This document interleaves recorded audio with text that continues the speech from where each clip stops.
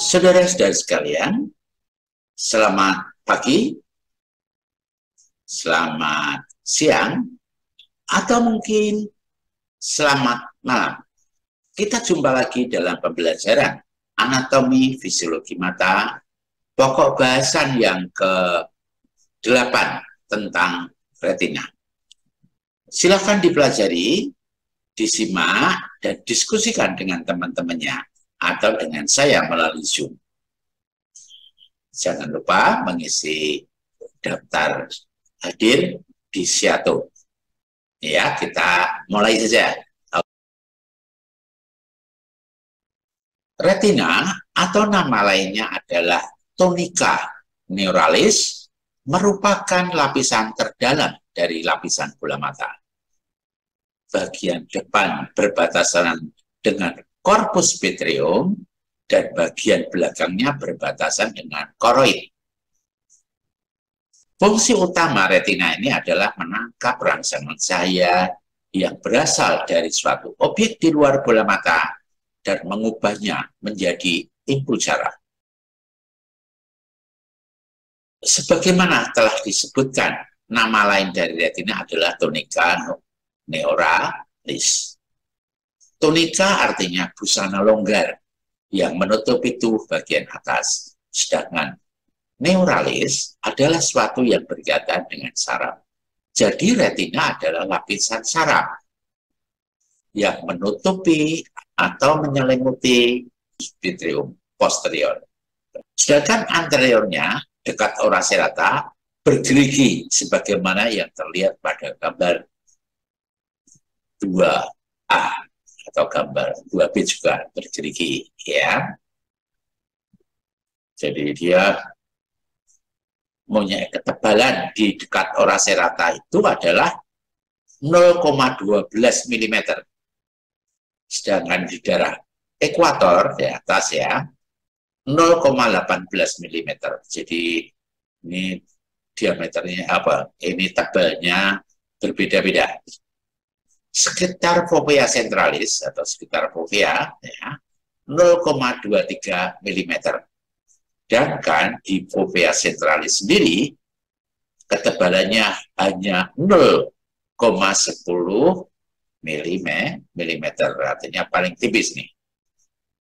Dan di sekitar cakram optik atau orang menyebut sebagai papilla nervus optici itu ketebalannya sekitar 0,56 mm. Jadi retina sendiri ketebalannya satu jalur itu tidak sama, ya. Saudara-saudara sekalian, gambar 3 ini yang pertama yang atas adalah menunjukkan seseorang sedang memeriksa retina pasien dengan menggunakan oftalmoskop. Apa yang nampak? Jadi penampakan retina dari hasil pemeriksaan fundus atau disebut funduskopi itu adalah sebagaimana gambar di bawahnya, ya. Dalam gambar nampak adanya beberapa pembuluh darah yang terdiri dari arteri temporalis retina, superior dan inferior, serta pembuluh darah vena temporalis retina, superior dan inferior. Kedua jenis pembuluh darah tersebut memasuki retina melalui nervus opticus dan menyebar di area diskus nerve optici, ya. Jadi diskus nerve optici ini ada lingkaran kuning itu yang ada tulisannya diskus nervi optici, ya. Diskus nervi optici merupakan area oval seluas 3 mm persegi yang tidak memiliki sel-sel reseptor. Jika bayangan objek dari hasil pembiasan sistem optis bola mata jatuh pada area tersebut, maka objek tidak akan nampak dalam penglihatan. Oleh karenanya, diskus nerve optici itu sering disebut pula sebagai bintik buta atau blind spot. Kira-kira 2,5 mm dari bintik buta terdapat suatu area berpigmen kuning yang dikenal sebagai makula lutea atau bintik kuning. Pada area ini terdapat sekitar 6 juta sel-sel kerucut, namun dari jumlah tersebut lebih banyak terkonsentrasi di area tengah dari makula lutea yang disebut sebagai fovea centralis. Di samping sel-sel kerucut, pada retina juga terdapat sel-sel batang yang jumlahnya hampir 125 juta sel. Lokasinya menyebar hampir di seluruh lapisan retina, kecuali di daerah makula lutea dan area diskus nervi optici. Sebagaimana telah disebutkan bahwa pada fovea centralis terdapat sekitar 6 juta sel kerucut. Sel kerucut merupakan sel fotoreseptor yang teraktivasi dengan cahaya terang atau bright light dan menghasilkan aktivasi visual yang disebut sebagai tajam penglihatan sentral atau visual acuity. Ketika cahaya yang berasal dari objek memasuki sistem optis bola mata dan dibiaskan pada fovea, sel-sel kerucut retina akan mengubah rangsangan cahaya menjadi impuls saraf dan meneruskannya ke otak untuk diolah menjadi sensasi penglihatan. Jadi, penglihatan bukan terjadi di retina, melainkan di otak. Coba perhatikan gambar 4. Jadi, ketika sebuah objek, kebetulan ini gambarnya pohon, kemudian cahaya yang dipancarkan oleh pohon itu, entah itu hasil pantulan atau itu cahaya langsung, dia akan difokuskan oleh media refrakta tepat pada fovea atau fovea centralis. Dan bayangan objek yang terbentuk di fovea centralis adalah terbalik, ya, sebagaimana gambar yang atas itu terbalik. Jadi, namun demikian, sensasi visual yang muncul di otak adalah gambar yang tidak terbalik, seperti gambar di bawahnya. Di samping berfungsi dalam pembentukan tajam penglihatan, sel-sel kerucut juga berfungsi dalam pembentukan penglihatan warna atau color vision.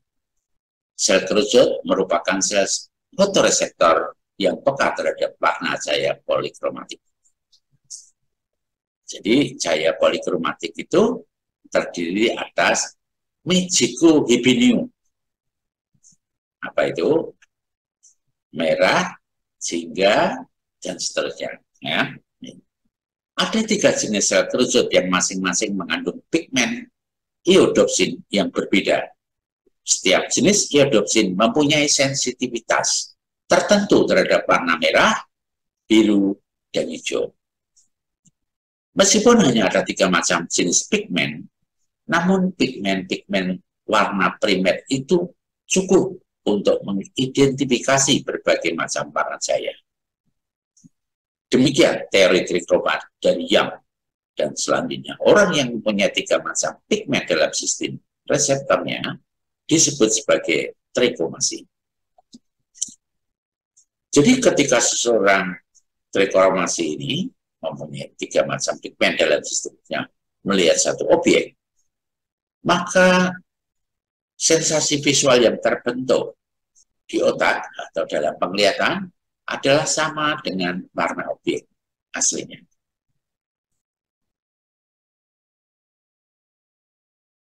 Sedangkan orang yang hanya memiliki 2 macam pigmen dalam sistem reseptornya, misalnya hijau dan biru, ya, tapi tidak mempunyai pigmen merah dalam sistem reseptornya, maka warna benda aslinya dengan sensasi penglihatan yang muncul di otak berbeda. Kondisi semacam itu dikenal sebagai protanopsia atau buta warna merah. Jadi dia Gambarnya berbeda ya, sensasi visual yang muncul dengan warna benda yang aslinya atau objek aslinya berbeda.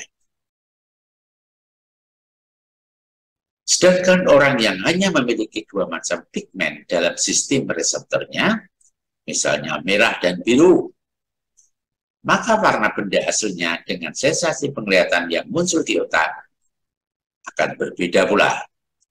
Kondisi semacam itu dikenal sebagai deuteranopsi, ya, atau buta warna hijau. Jadi masing-masing orang berbeda. Sedangkan orang yang hanya memiliki dua macam pigmen dalam sistem reseptornya, misalnya merah dan hijau, maka warna benda aslinya dengan sensasi penglihatan yang muncul di otak akan berbeda pula. Kondisi semacam itu dikenal sebagai tritanopsia atau buta warna biru. Di samping sel-sel kerucut, pada retina juga terdapat sel-sel batang yang jumlahnya hampir 125 juta sel. Lokasi penyebarannya hampir di seluruh lapisan retina, kecuali di area makula lutea dan di area diskus nerve optici.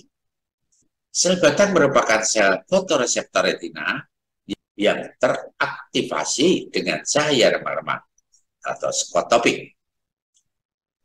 Sel batang tidak sensitif terhadap warna, sehingga pada suatu ruangan yang sistem iluminasinya buruk atau gelap atau remang-remang, warna benda yang terlihat berada dalam rentang gradasi warna netral, hitam sampai dengan abu-abu.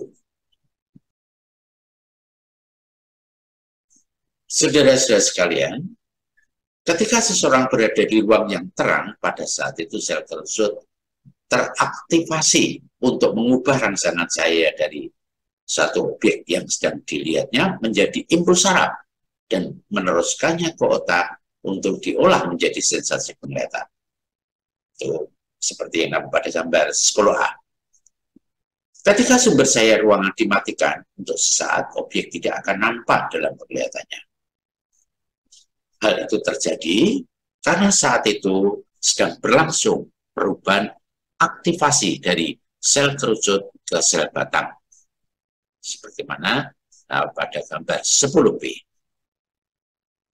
Namun beberapa saat kemudian, sedikit demi sedikit objek akan muncul lagi dalam penglihatan. Tetapi benda berada dalam warna gradasi netral, yaitu hitam atau abu antara sekitar itu. Hal itu disebabkan karena sel batang tidak memiliki pigmen iodopsin, sehingga tidak peka terhadap warna primer atau sekunder. Jadi perubahan dari penglihatan fotopik terang ke penglihatan skotopik gelap memerlukan waktu adaptasi sekitar 20 menit.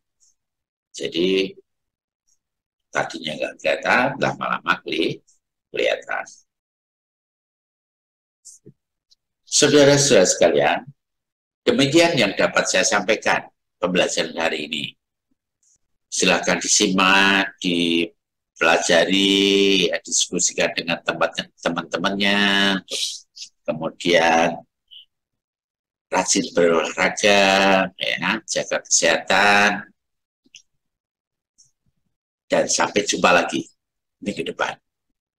Terima kasih atas kehadirannya. Dah.